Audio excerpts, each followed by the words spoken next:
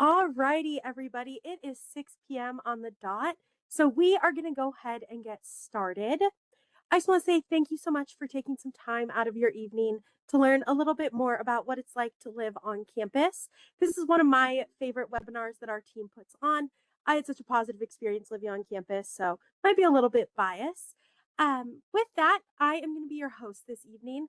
My name is Emily Kappas. I'm one of our admissions counselors here at Montana State. But before we dive into our presentation tonight, we do have just a few housekeeping items. So first things first, you might have seen there is a tech help slide. If you are having trouble, can't hear us, your video cuts out at any point, we do have our tech. If I could have our tech slide come back up, that would be great.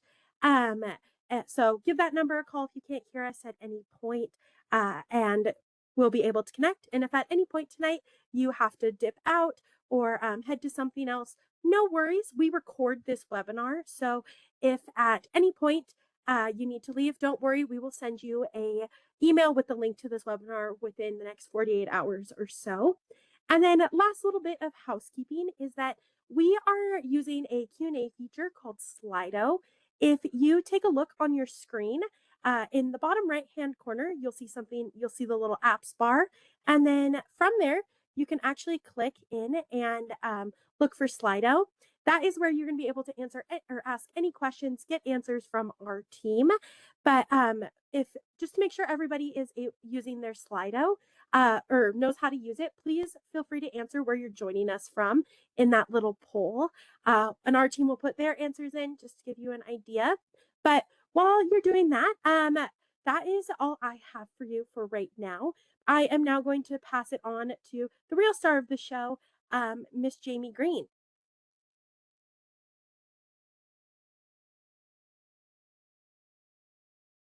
Hello. Thank you for joining. So just kind of introduction to me. I'm Jamie Green, and I am the Associate Director for Administrative Operations here in University Student Housing. In layman's terms, I like to say is if there's a business process, I'm like the business part of housing, which does include things like giving presentations and launching housing applications. So I've been around MSU for just over 18 years at this point. So I'm a pretty well-versed person with campus to kind of help you through this presentation today. We will be going through a couple of things. So I'm going to do basically an overview, kind of go through our living options, talk about culinary services a little bit, and then I'll actually end the actual presentation part of this with a live preview or walkthrough of the housing application. Okay. So University Student Housing overview, we have 10 residence hall communities on campus, which houses about 4,600 residents that live with us in our communities on campus. And we have 117 resident advisors that kind of help us with our programs through the year. They live on almost every floor in our buildings. And basically what they are, they're always an upperclassman student. They have experience with Montana State. They likely lived with us on campus their freshman year. They're basically set up to be a resource for students. So if we have questions about where to go to seek help for something or don't know where a building is on campus, they're there during those first weeks to kind of help with that. And they also plan and promote events and activities in our halls. So they'll do things like little ice cream socials sometimes, or they'll do like learning events where they talk about things like study habits and getting people connected with resources on campus or getting them connected with academic programs on campus as well. We do have a first year live-on requirement at Montana State, and so a lot of our freshman students live on campus. We do have an exemption process for students that might be local and would rather live at home and commute to campus. There is that as well through our housing portal. Big important thing is our safety and security on campus. So all of our residence halls are restricted access, which means they are locked 24/7. And students are granted access to the buildings they live in through their CAT card. So they tap in at the front door, they check in at the front desk, and our staff just make sure that the people that are in our buildings are supposed to be there. Does not mean that people cannot have guests with them. So, you can bring in a guest during the day at any time. We do have our visitor reservation process for overnight guests, just so we have a good idea who's in our buildings. Should anything happen or we need to get in contact with folks. We do have people at our front desk 24/7, and we do have staff that are on call in each of our buildings. So that would be our community directors and our assistant community directors that kind of oversee the whole building. And that's if anything should come up during the day, the night, that there's somebody that you can talk to professionally. It could be anywhere between like your light went out in your room, or there's a heat problem or a facility issue, or if you're just having problems with a roommate or somebody on the floor, they're happy to help you also in those times. All right, so some amenities that are common through all 10 of our communities. Every one of them has a community kitchen in some way, shape, or form. One of the nice things about our front desk services is that we have items that the Residence Hall Association buys for each of the buildings. And one of the things that you can check out is pots and pans and cookware from the front desk to use in the community kitchen, so you don't have to necessarily have that stuff on your own. We do have a really great meal plan that I'll talk about a little bit later. So that's kind of more of like if you want to do like a baking night or want to make some Rice Krispie treats or something, they can certainly do that in those community kitchens. We have quiet study lounges and large social lounges in each of our buildings. So kind of a little bit for each person. We do have bag racks outside of each building, and high-speed wired and wireless internet that's available in each of the rooms. I kind of talked a little bit about the front desk services, but we also run our mail services through our front desk. So all of the packages in USPS mail run through our front desk. We log all of that and we inform students when they have packages available for them at the desk, and they come pick it up with their CAT card. Laundry is free in our buildings. We just ask that folks take care of the machines and not overload them. And then there's lots of student involvement opportunities in our residence halls. I kind of talked about that a little bit when I was talking about the resident advisors, but there's also like larger scale events that happen in each of our buildings, as well as there's actually kind of like a hall government situation. It's called hall council. Where you kind of help make decisions for that building for that year in terms of like what funds we can be used to buy different equipment in the building. If there's, you're seeing something that doesn't seem right, or you want to make a change somewhere, that's usually where that comes through, is through that hall government. We're going to talk a little bit about culinary services. So we have 2 dining hall operations on campus, Miller and Rendezvous. They're kind of on each side of campus with our buildings. So Miller on the west side and Rendezvous on the east side of campus. We have 2 meal plan options, one that covers 5 days and one that covers 7 days. And on the next slide, I'll kind of talk a little bit more about what that means. We also have a staff dietitian that's available for students for free. And she is happy to meet with folks to talk about different dietary needs that may be needed in our dining halls. She even talks people through like how to navigate the dining hall. So if you find yourself in a little food rut where you're just getting pizza all the time, you're like, man, I really wish I could figure out how to put vegetables on this plate as well. She can kind of walk you through how to navigate through that. She's very good at it. And I would definitely recommend her if that's the kind of thing that happens. Or even if you're like, man, I really just eat salads, she can maybe kind of help figure out some other stuff to kind of diversify what you're eating. Our dining halls were also nationally recognized for sustainability. And we have a wonderful farm to campus program where we actually buy locally sourced food. And we're very proud of that. So on to the meal plans. So they basically offer unlimited access to our dining halls while the dining halls are open.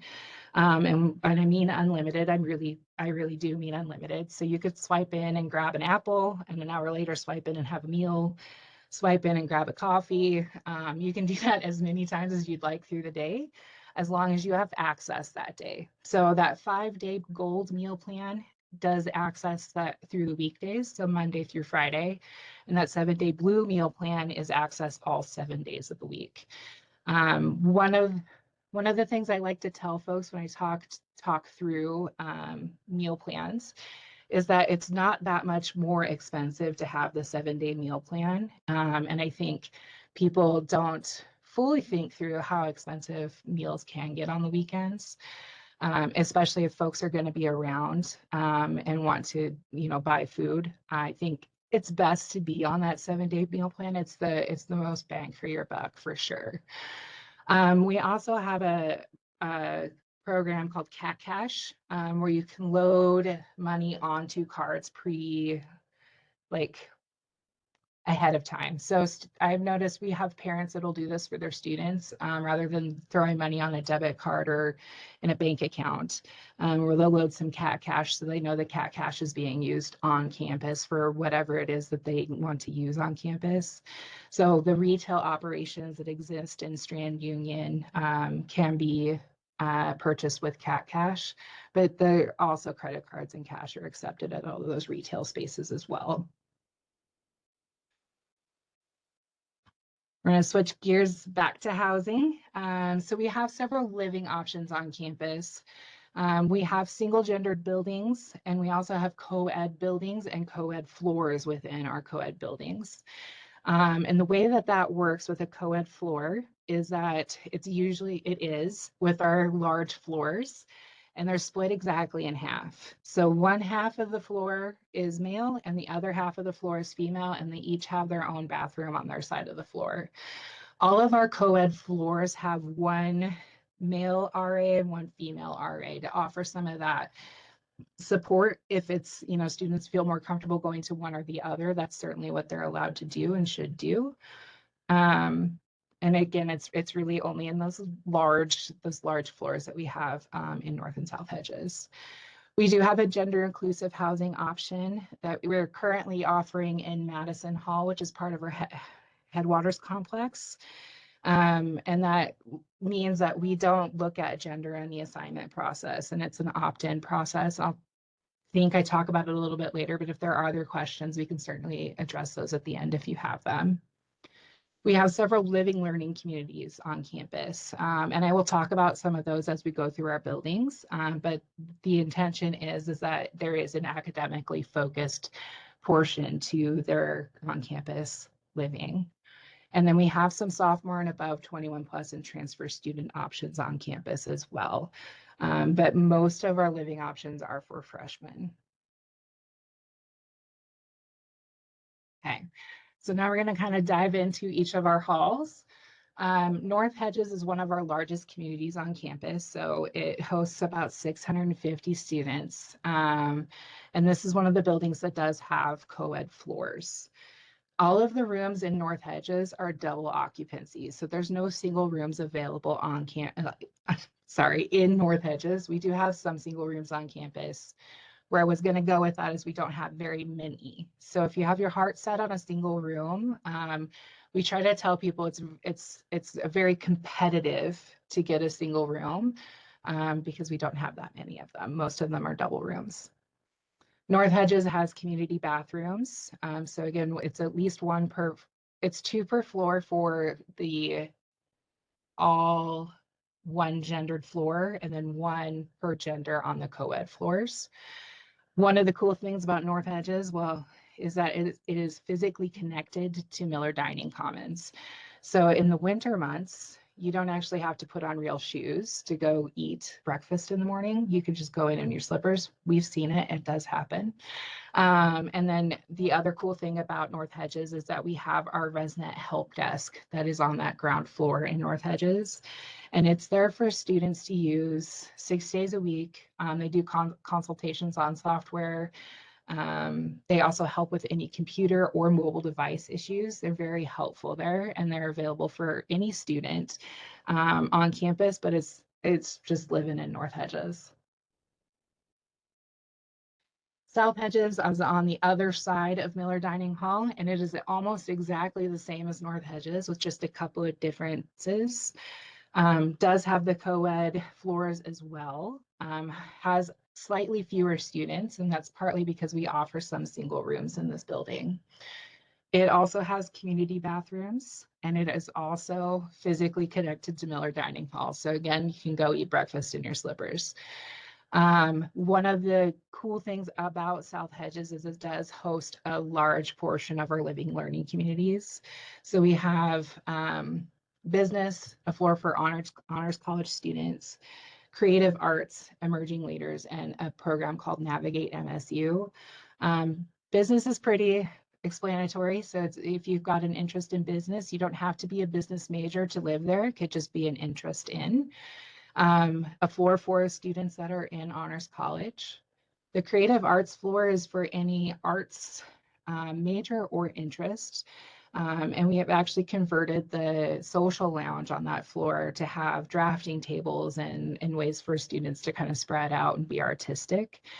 Emerging Leaders is based off of a leadership program, and then Navigate MSU is for students that maybe aren't sure what they want to do, but know that they want to do something. And so it helps kind of get people in touch with different programs on campus, kind of helps maybe find some majors if they're not really sure, or just, maybe wants to dabble around and see what's out there. And we also, in the basement in North Hedges, there's a ski wax room and then a dedicated weight room that students in South Hedges can use. It is also very close to the campus rec center, so you can also just go over and do that on campus as well. Roski Hall is one of our coolest halls because, as you can see there, it's got a weird shape. It kind of looks like a fidget spinner from the top. And it has pie-shaped rooms. So kind of it has like probably the closest communities that we develop on campus, because all of the doors to the rooms kind of open up to a central circular area. So if people in the pod have their doors open, they literally have access to each other while those are open. The building has single and double rooms as well, has the community bathrooms. It does not have co-ed floors, it's just a co-ed building. So it's by floor. And then it also has a ski wax room and then a pod at the bottom, on the bottom floor that we call the game pod. It has like a pool table and a foosball table and some fun stuff for folks to do down there. Yellowstone Hall, which is one of our newer buildings. It's not new anymore. We're getting actually pretty close to it being about a decade old. It takes a large footprint over here on this side of campus, as you can kind of see on that little map there. It only holds about 400 students though, for as large as how widely spread out it is. And so one whole floor is each of those little wings on that Y that you see there. So the floor is co-ed, but the wing itself is single gendered. It has a couple of different room options that we don't offer in other buildings. So it has your traditional single and double room, but it also has a room type called the semi-suite. And basically what that is two double occupancy rooms that share a bathroom with each other. So it's a semi-private bathroom. There are only about 8 of these semi-suites available in the entire building. And so kind of like a single room, it is very competitive to get into the semi-suite. And students generally tend to really love being there. Our custodial staff still cleans those bathrooms like they do the community bathrooms as well. So we ensure that things kind of stay clean and stocked, and we're able to, be very confident in the facility that we are offering. It has one LLC in there, and it's called Well-Being. And so the focus being on being healthy, being active, a little bit more toward not using, chemicals. So like no smoking. You don't smoke on campus anyway. So we're a smoke-free campus. But folks that generally won't go like off campus and smoke a cigarette or do vaping or all of that good stuff that happens out there. So really folks that are, focused on health. We do have an option in Yellowstone to rent ski lockers and covered and locked bike storage. So the ski lockers are very limited. And then the bike storage is also limited, but we generally don't tend to sell out of our bike storage. The ski lockers end up having a wait list that kind of associates with that. And we have the ski lockers a couple other places, but I'll just say it here. We launched that waitlist process sometime in around July. So students that are assigned to the buildings with the ski lockers that can be rented will get that information about a week or so before we launch that wait list.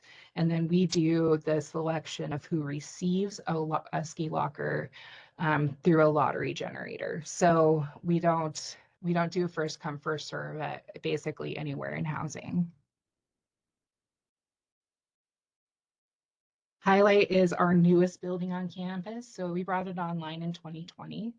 It is also a co-ed building, and it houses about 510 students. So it's a little bit of a larger community. And then we offered also single occupancy bathrooms in each of the floors for students that may need that as an option for whatever reason. It's additional different kind of room as a triple occupancy room. So it is a slightly larger room that houses 3 students. And I typically say people that end up in a triple and end up in a triple happily are generally people that get to know each other in some way, shape, or form before they get into the room. We do have some success stories that people will randomly put there, but there's I think a lot of communication that needs to happen when you have 3 people in one room. The building itself is a 2-story open concept. In terms of like where the lounge spaces are. That's actually in that middle space in the H is where you'll see that. And then we have air conditioning in the public areas and hallways. It does not go into the rooms. And so nowhere on campus do we have air conditioning in our rooms. But this is a nice addition. So it's a nice little place to kind of hang out maybe when it is hot. And that's like right when we first move in and basically right before we move out. Otherwise, we don't tend to be that hot in our buildings. This is a building that has limited ski lockers and the covered and locked bike storage options.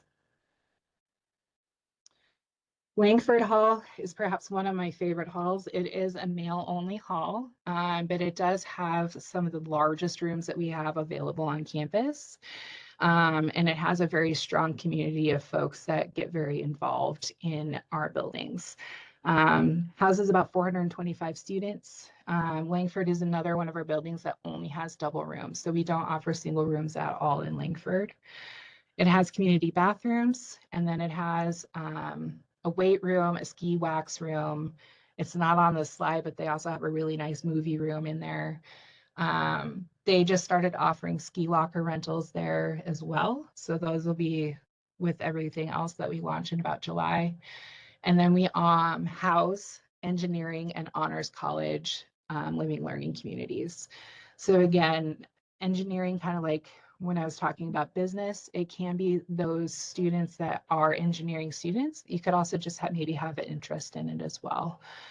And the other cool thing about Langford is it is right across the street from Rendezvous Dining. So while you can't just, walk out, well, you could walk out in your slippers if you would choose, but it is an outside component to go eat in the morning, but it is very close. Mullen is kind of, I think, one of the more complicated ones for us to explain to folks. It is one wing inside Johnstone Center. So Pryor and Coulter are the other two wings in Johnstone Center, and I'll talk about those a little bit later on, but they are not for freshman students. So Mullen is the freshman wing of Johnstone Center, and it is co-ed building, so it's, by floor, so male, female floors. There's only about 140 students. And I will also say that Mullen actually has some pretty large rooms as well for students to live in.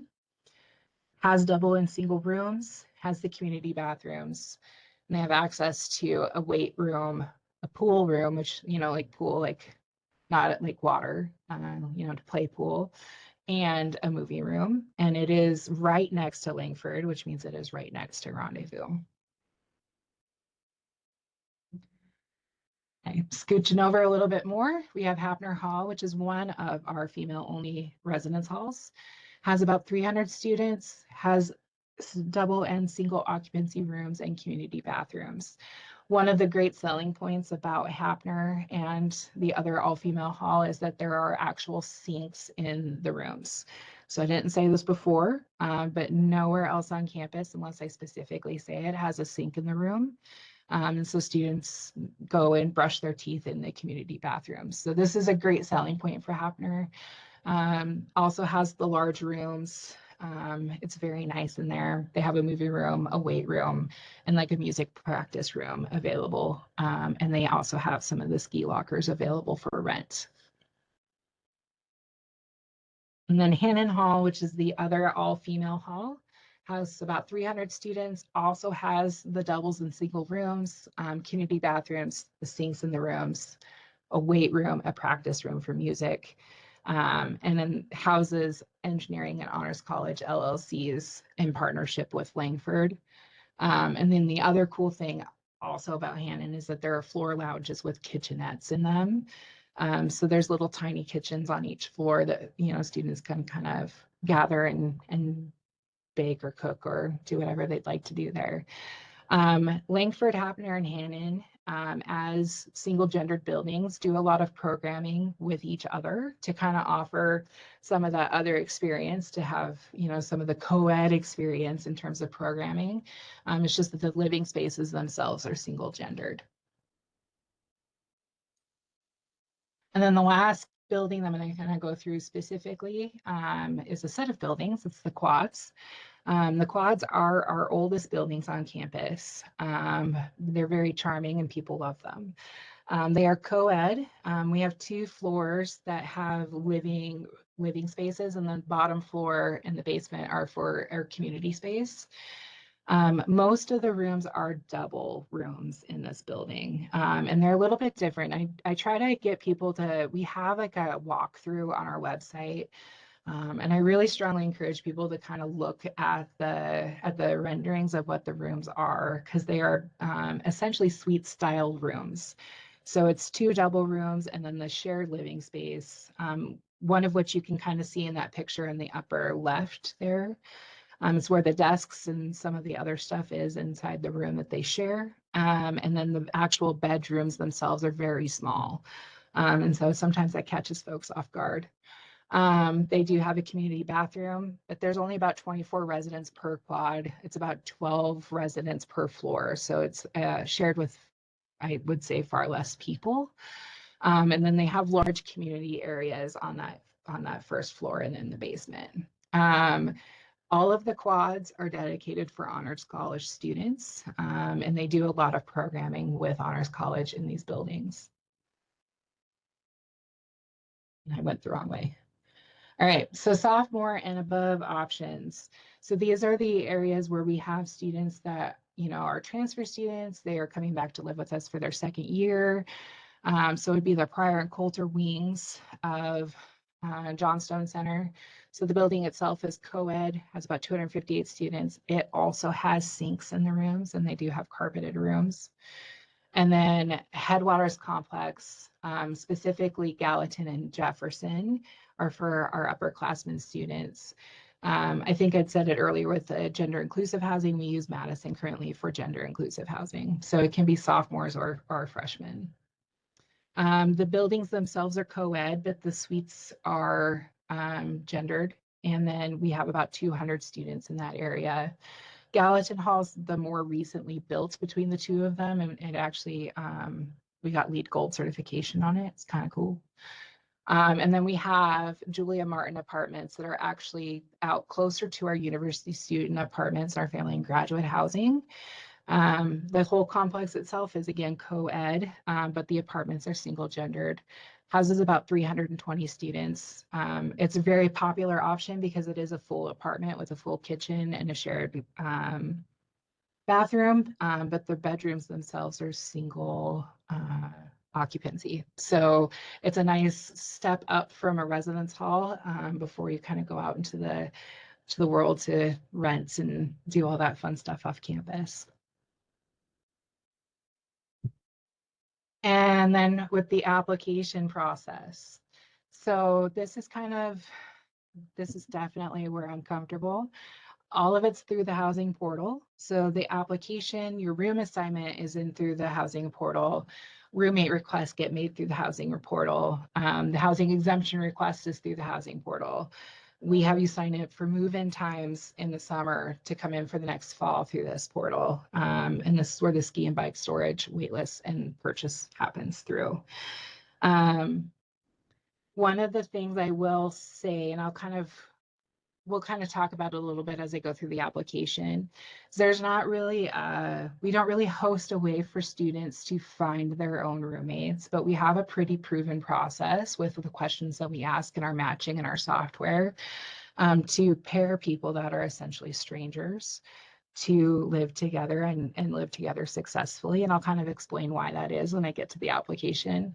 But we do have that process if we have folks that, you come for an MSU Friday and meet somebody that you really think that you'd get along with, or you have a friend from high school that is coming to MSU as well that you want to live together, you can certainly put in those requests specifically. Our application opens in exactly 1 week. So it'll be 9 a.m. MDT. One of the things, I will say, please don't flood our portal that right at 9 a.m. We have an application window from October 1 through January 31st.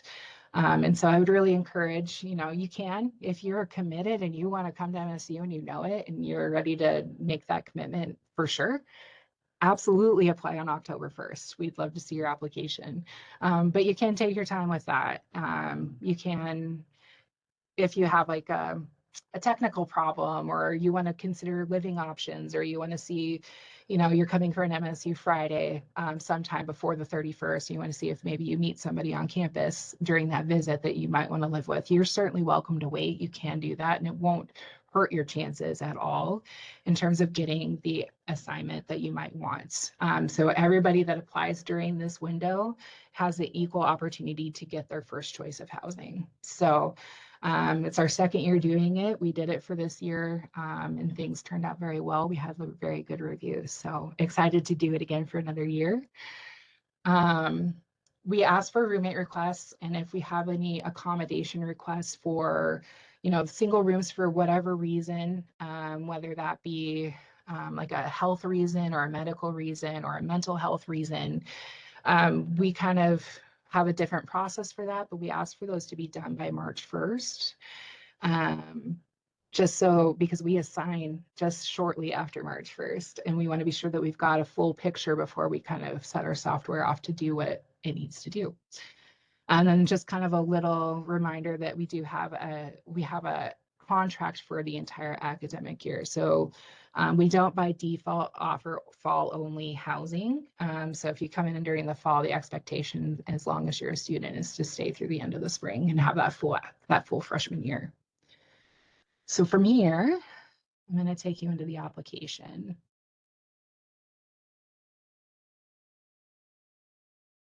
This is kind of what our housing portal looks like.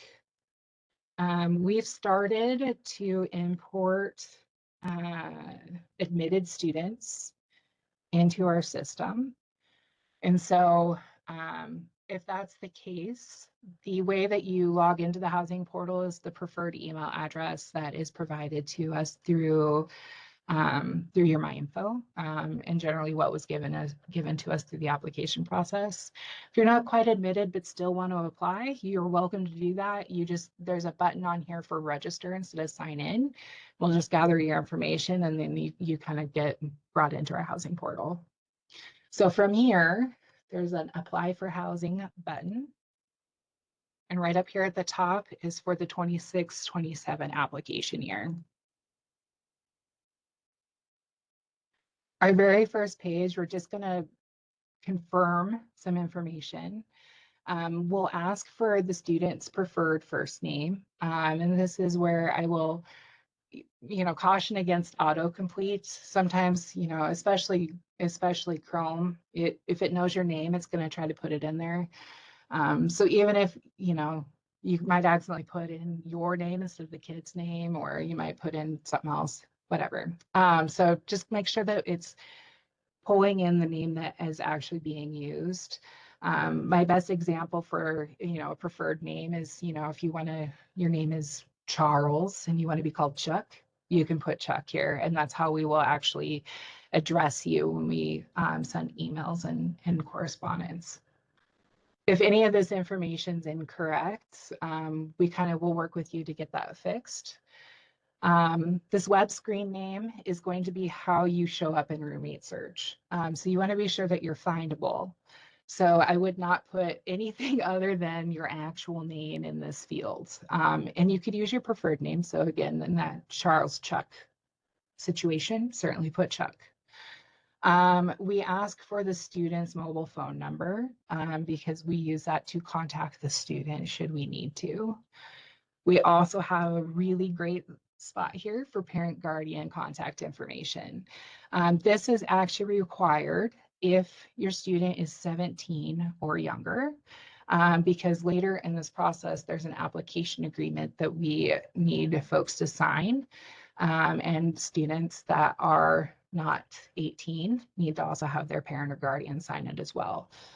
So we would be sure that, this is actually the most important thing to keep accurate. So if this is put in wrong, it does actually error out the DocuSign, and then we have got to do, it's okay if that happens. We can help you fix it if you contact us. But if you just put it in correctly to begin with, then it goes through without a hitch. And then we do ask students, I'm not going to go into the whole policy, but you can click on the missing person policy. It's just if you have a different person other than a parent or guardian you'd rather us try to contact if we can't find you, that would be where you put that information. A lot of times it's usually a parent or guardian, but just so you know. So we're going to move on. So this is the profile section, and this is actually where we do all of our roommate matching.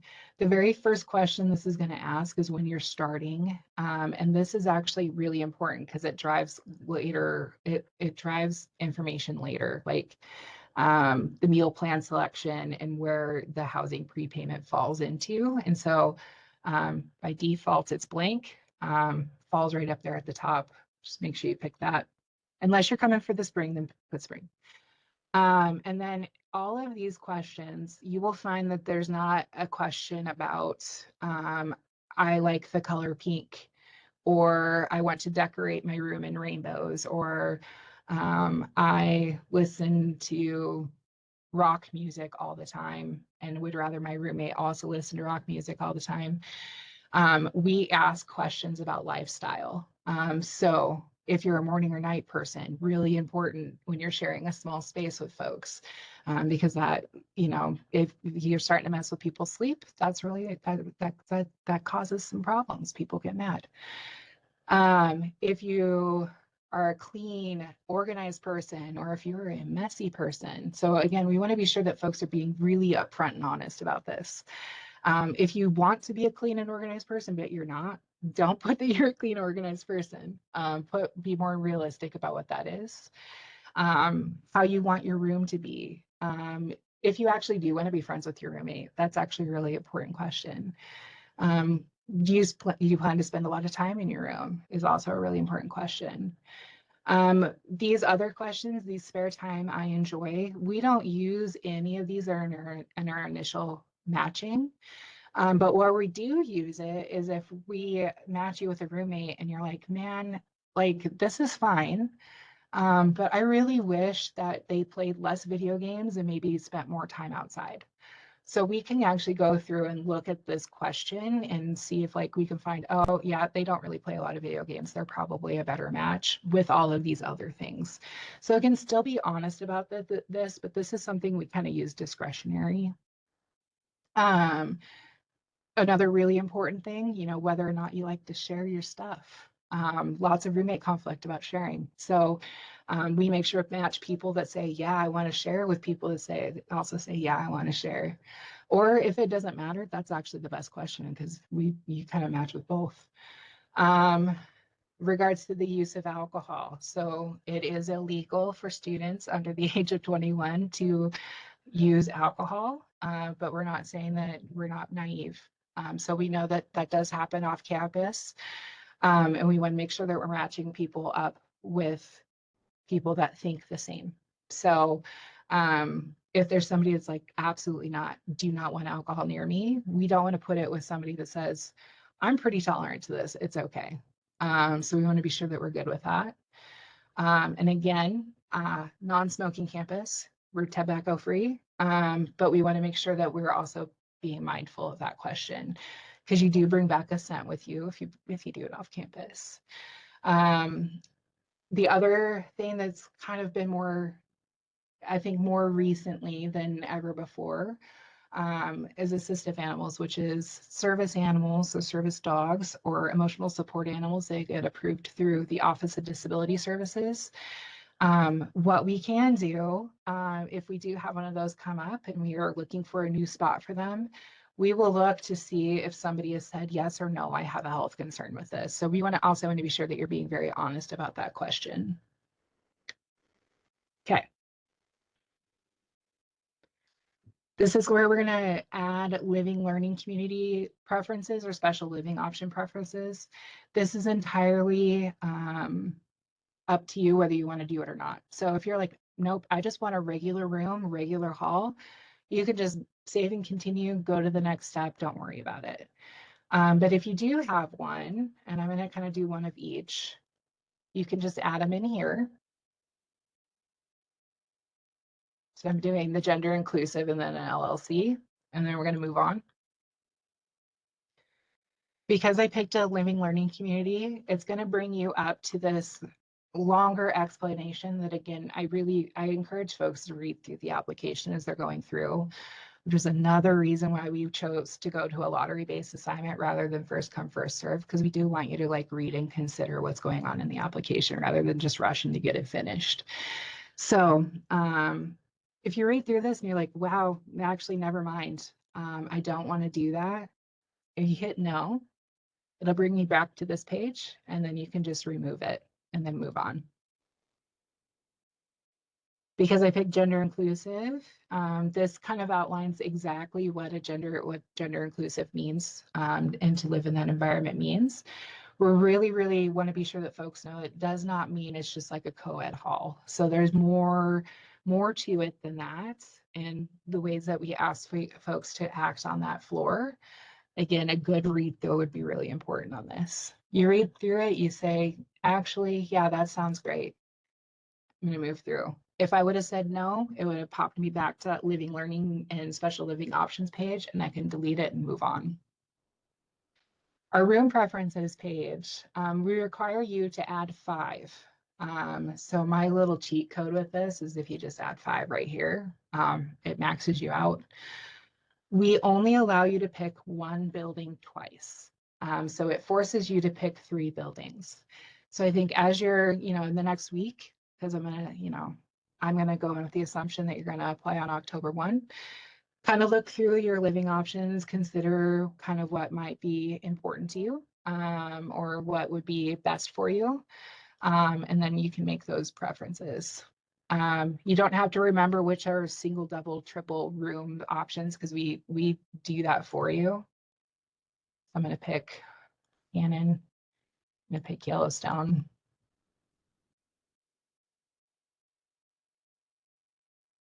And North Hedges. So North Hedges only has the 1 room type, so I can only pick it once. Down here, we ask you which is more important. So these that you just picked here, or that living learning community or living option preference that you may or may not have picked before. So that's also important to consider as you're going through.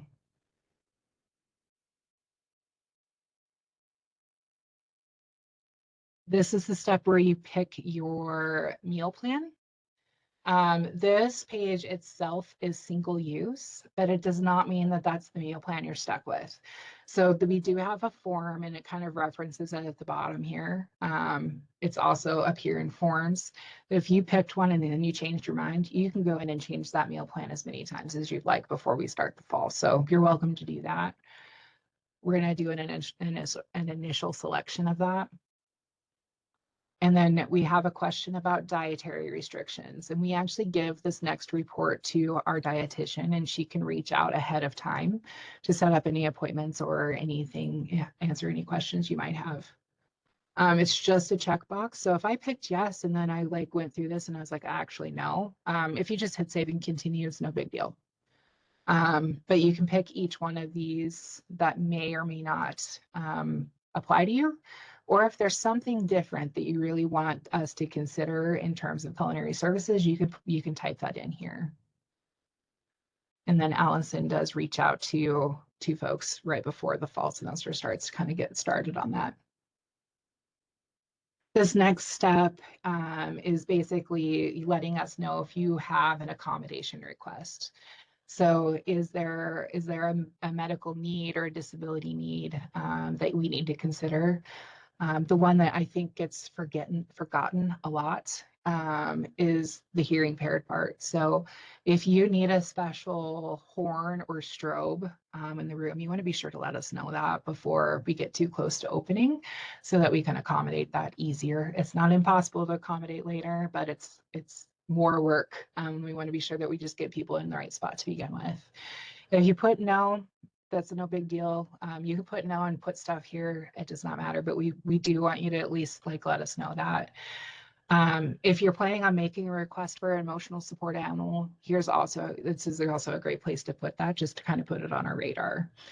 We do ask students to work with the Office of Disability Services and go through their intake process. And then we kind of work with them to make sure that we've accommodated things appropriately. The next step kind of just brings you to our preferred renter's insurance. So renter's insurance is not required, but it is highly, highly suggested, which is part of the reason why we added it in here. You do not need to have grad guard if the renter's insurance is covered through a different policy or you want to go through somewhere else. That's totally fine. But we want to be sure that it is available to folks to consider. Whatever you add here is not set in stone. So it does say purchase, and it's a little bit of a misnomer because you won't actually purchase until closer to the fall semester starting. But this kind of lets that company know, yes, no, I can reach out to them. So if you are unsure, you can certainly make that thing. I'm going to say no because I don't. This is a demonstration, but it kind of talks you through some different stuff. If you've changed your mind, you can certainly reach out to GradGuard directly. So if you said yes and you actually meant no, you can go ahead and let them know, actually, never mind. This is the information on them. If you reach out to the housing office, we can certainly get that information to you as well. Alternatively, if you said no and you want to purchase later, you can also do that. This is the next part where we have the application agreement. So for students, it's going to load here. I've already signed it because I've been testing.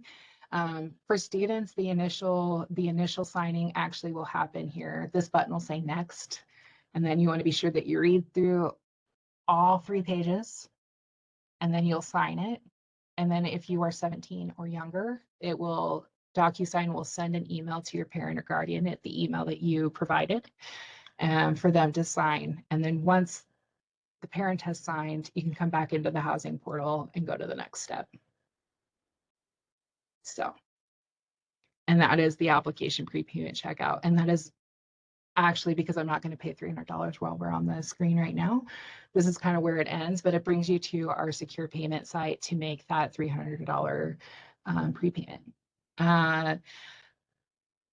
Again, the only other thing I wanted to say about this is that lots of these things you can still change up until the point you have an assignment. So if you've picked some room preferences and you're like, actually, I really want highlight, you can come back into the housing application and make those adjustments. If you're like, I really want to add living learning communities, you can do that. If you want to get to the grad guard page to get that information, you can do that. Like I said, the meal plan, unfortunately, it's single use here, but you can change your meal plan in forms in the portal.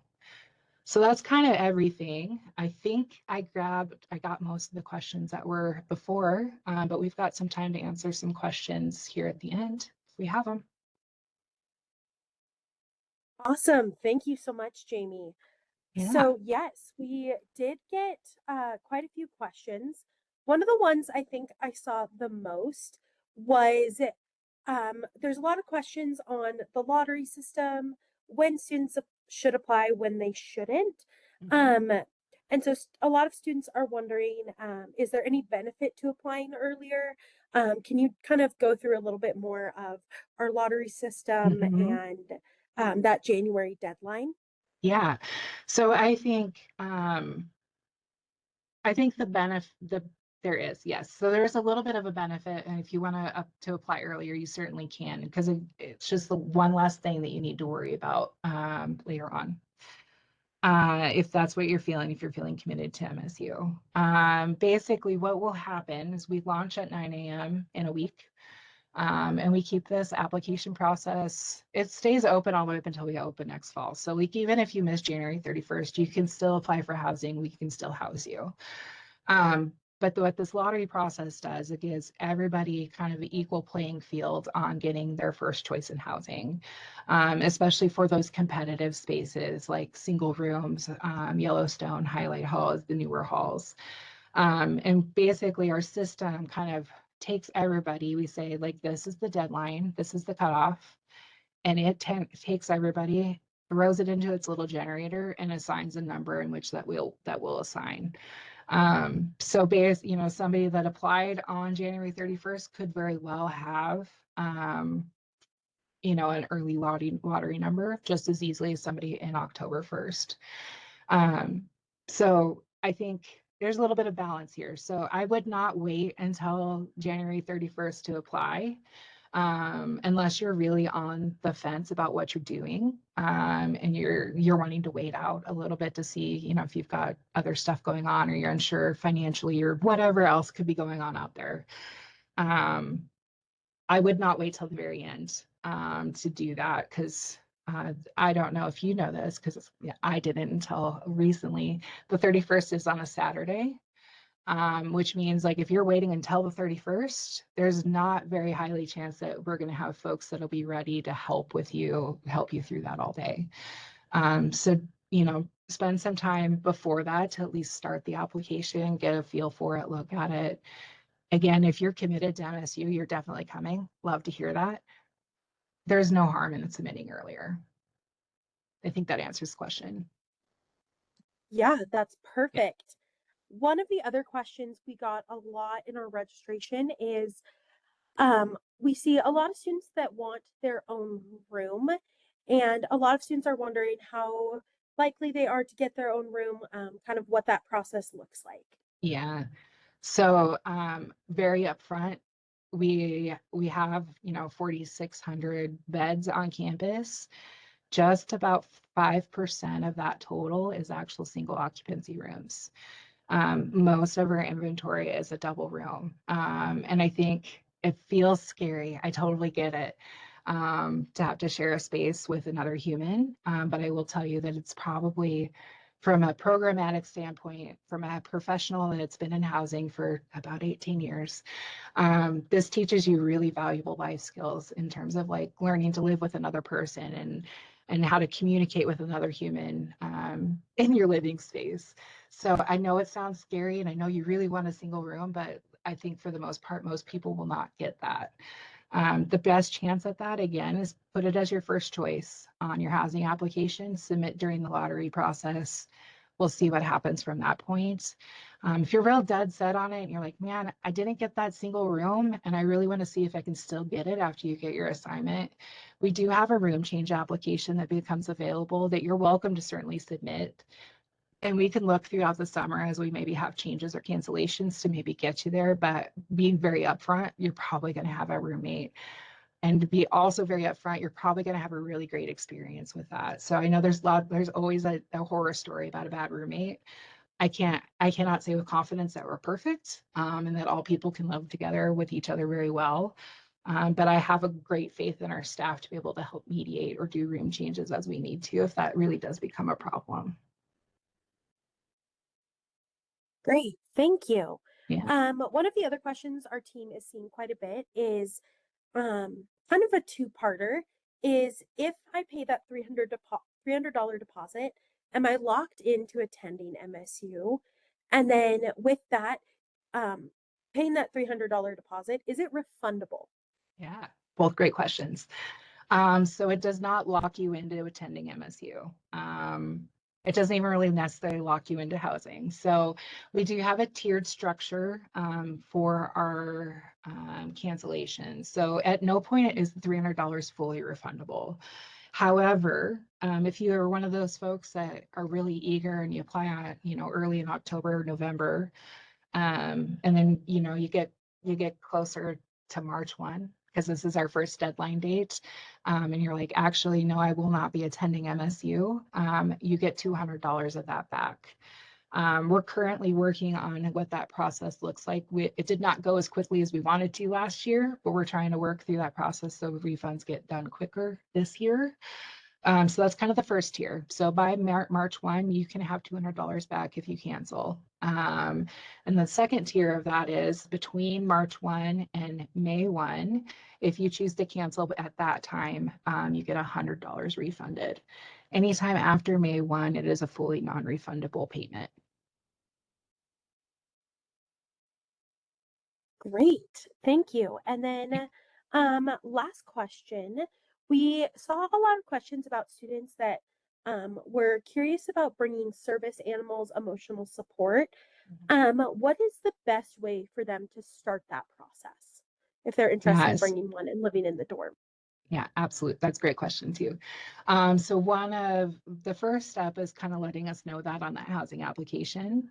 And then we will reach out. We have the information on that page that I showed. We will also reach out and direct you to the Office of Disability Services. I know it sounds weird to send you to a disability services office, but their staff is kind of trained in being able to assess needs, which includes as an emotional support animal or bringing a service animal on campus. So their office will be kind of the best equipped to answer those questions. They have you do like an intake through their system, and then they do some meetings and gather some information. So it's not a terribly hard process, and I don't even think it's one that you necessarily need to start really, really early. But you can start at any point that you're willing, you're kind of ready to do that. So we do have quite a few animals on campus that have gone through this process. It's just, yeah, got to go through the right steps. Great. Thank Yeah. you. Um, with that, I actually did live one more quick question for you. One question we saw a lot in our registration is, are Gallatin College students allowed to live on campus? Yes. And I had that somewhere and I forgot to answer it. So yes, Gallatin College students that are enrolled in one of the workforce programs are eligible to live with us on campus. Okay, perfect. Well, Yeah. that brings us right up to time. And so with that, thank you everybody for attending our fall 20 or our fall 26 living on campus webinar. If you have any questions, please reach out to the Office of Admissions. Jamie and her team, we're all happy to help you in any way we can. But thank you so much for joining us. We appreciate you all. And thank you, Jamie. Yeah. Thank you.